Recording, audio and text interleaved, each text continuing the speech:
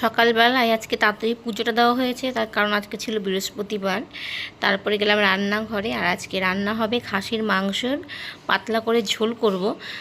আজকে না অনেকটাই গরম পড়েছে, তো মাংসটা আমি টক দই, নুন, হলুদ, লঙ্কার গুঁড়ো দিয়ে ম্যারিনেট করে ফ্রিজে রেখে দিয়েছিলাম অনেকক্ষণই, প্রায় আধা ঘন্টা মতো।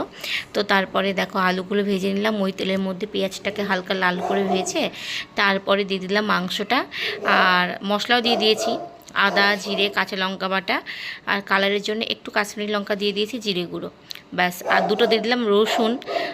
রসুন না হলেও মানে যখনই মাংস রান্না করে টেবিলে রাখি তখনই আমার বড় রসুন দাওনি, তো সেই জন্য দুটো রসুন দিয়ে দিয়েছি। তো ঢাকনা খুলে একটু নাড়াচাড়া করে নিয়েছিলাম মাঝে। তো এখন আলুগুলো দিয়ে আরেকটু কষিয়ে নেব।